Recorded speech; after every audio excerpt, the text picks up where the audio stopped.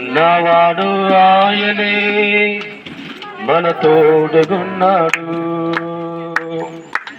ఉన్నవాడు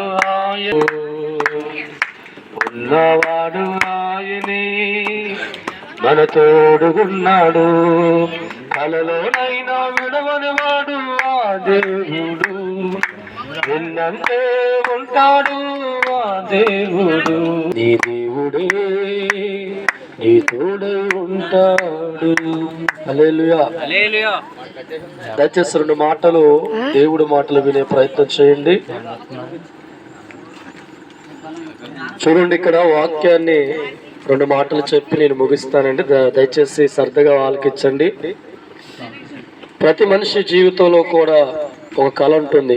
ఆ కళ ఏంటంటే మాకంటూ ఒక సొంత ఇల్లు ఉండాలి అనే కోరిక మనిషిగా పట్టిన వాడు భూమి మీద ఉన్న ప్రతి ఒక్కరి మనసులో కూడా కోరుకుంటుంది. చాలా మంది జీవితాల్లో కోరిక ఉన్నా కోరిక తీర్చబడలేక చాలా బాధపడుతూ ఉంటారు.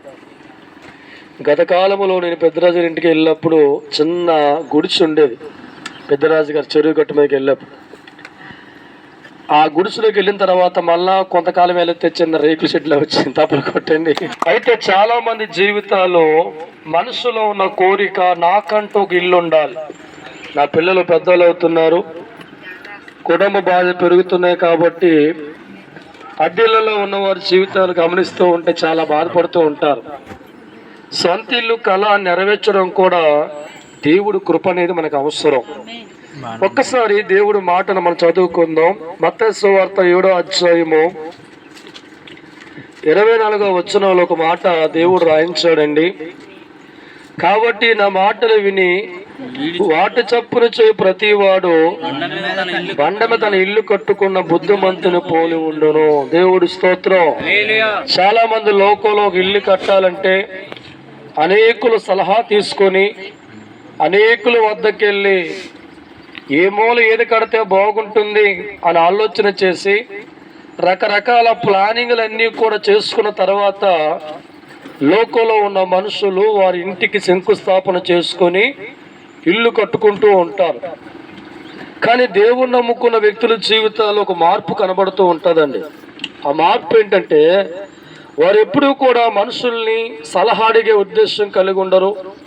మనుషులు సలహా తీసుకోరు, కానీ దేవుడి వద్దకు వచ్చి అడుగుతూ ఉంటారు. తండ్రి, ఒక స్థలం నాకు ఇవ్వబడింది, ఇల్లు కట్టాలనుకుంటున్నాను, శక్తికి మించిన భారం నా కళ్ళ ముందు ఉంది, నాకు సహాయం చే తండ్రి అని దేవుని నిజముగా నమ్ముకున్న వారు నిజమైన భక్తులు చేసే పని గమనిస్తూ ఉంటే వారు లోకంలో ఉన్న మనుషుల మాటలు ఆలోచనలు ప్లానింగ్ ప్రకారం ఇల్లు కట్టరుగానే దేవుడు మాట ప్రకారం ఇల్లు కడతారు.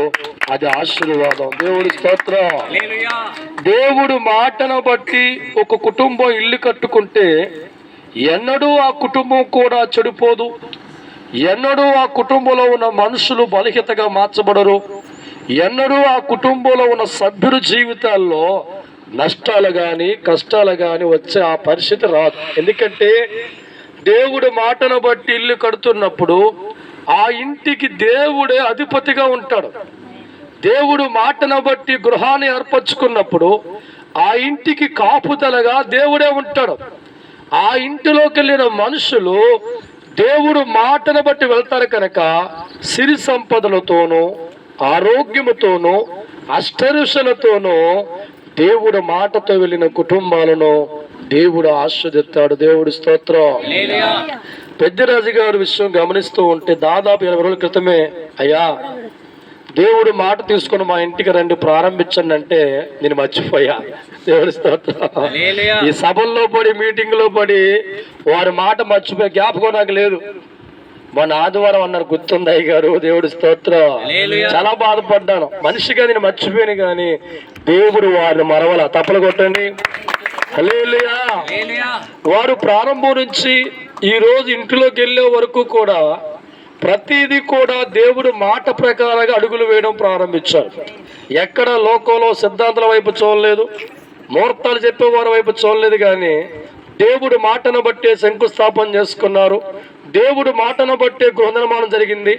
దేవుడు మాటను బట్టే నేటి దినాన్న ఇల్లు కూడా ప్రారంభించడం జరిగింది. అంటే ఇప్పుడు ఆ ఇంట్లో ఎవరున్నారు?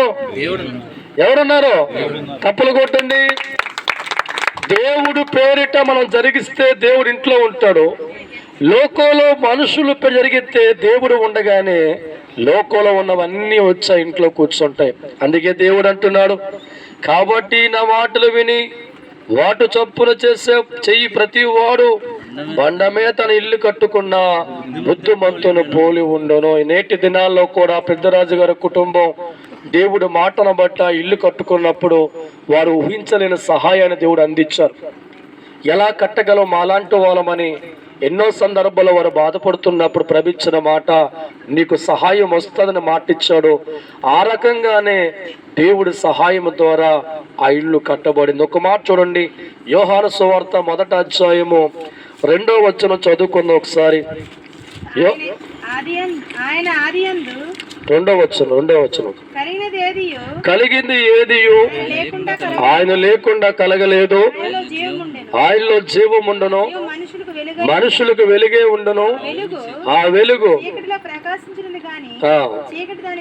చాలు. దేవుడి స్తోత్రం. దేవుడి వాక్యాన్ని గమనిస్తూ ఉంటే ఏది కలిగి ఉన్నా అది ఎవరి వల్ల కలిగిందంట? దేవుడు వల్ల కలిగింది అని వాక్యం గమనిస్తుంది.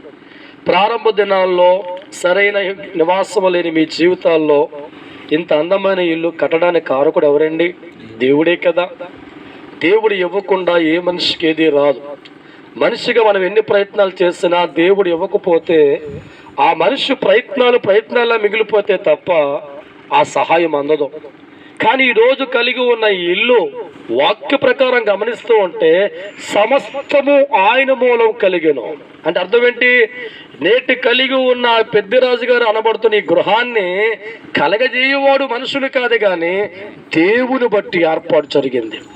దేవుని బట్టి వారు పొందుకున్నారు. దేవుని బట్టి గృహాన్ని కట్టగలిగారు. దేవుని బట్టే సహాయం వచ్చింది. దేవుని బట్టే నేటి దినాన్న ఆ ఇంటిలోకి ప్రవేశించారు. దేవుడి స్తోత్రం, హల్లెలూయా. కాబట్టి దేవుడి వల్ల కలిగిందిగా వారు గుర్తించి లోకపరమైన కార్యక్రమాలు కాకుండా నాకు దేవుడు ఇల్లు ఇచ్చాడు, దేవుడు సహాయాన్ని బట్టి కట్టగలిగాను కనుక నా దేవుడి పేరిట గృహాన్ని ప్రారంభించాలని సంఘాన్ని పిలుచుకొని, బంధుమిత్రులు పిలుచుకొని, దైవజన్ని పిలుచుకొని అందరికంటే ముందుగా నా తండ్రి నా ఇంటికి రావాలని కోరుకొని పిలుచుకున్నాడు కనుక మనందరికంటే ముందుగా ఇంట్లోకి దేవుడు స్థానం వెళ్ళింది. దేవుడు కృపతో ఉన్నాడు, సహకారిగా మార్చబడి ఉన్నాడు. ఇంట్లోకి వచ్చిన రోజు కానించి 100 ఏళ్ల పాటు వారి తరతరాలు కూడా పిల్ల పాపలతో వద్దిల్లే స్థాయికి దేవుడు సహాయం కలుగజేసిన గాక. ప్రార్థన చేసుకుందామండి. నీ మాటలు మాకు అందించావు. కలిగి ఉంది ఏదైనా నీ వల్లే కలుగుతుందని, నీ మాటను బట్టి ఇల్లు కట్టుకుంటే ఎన్నడూ నష్టం రాదని మీ మాటను అందించారు. మా ఆత్మీయ బిడ్డలు పెద్దరాజు గారి కుటుంబాన్ని బట్టి మీకు వందనాలు. వారు ఎంతో విశ్వాసంతో ప్రతి పనిలో కూడా మీ మాట తీసుకున్నారు తండ్రి. మీ సహాయం కోరుకున్నారు. నిండుగా వారికి ఇచ్చిన గృహాన్ని బట్టి వందనాలు చెల్లిస్తున్నాం. సమస్తమైన మేలుతో ఆ గృహాన్ని నింపండి. అందులో నివసించేవారిగా మారుతుండగా వారిని ఆస్వాదించండి. ఒకవేళ చిన్న చిన్న అప్పులు ఉంటే త్వరగా తీర్చివేయండి. పిల్ల పాపలు వర్ధిల్లింప చేయమని 100 ఏళ్లు దీవించమని మా రక్షకుడు మీ కుమారుడైన యేసుక్రీస్తు నామమున తండ్రి. యేసు రక్తమే జయం, సిలువ రక్తమే జయం, అపవాదికి నాశనం కలుగును గాక. తండ్రి ప్రేమ, క్రీస్తు కృప, పరిశుద్ధాత్మ సహవాసం సదాకాలము తోడై నిలిచును గాక.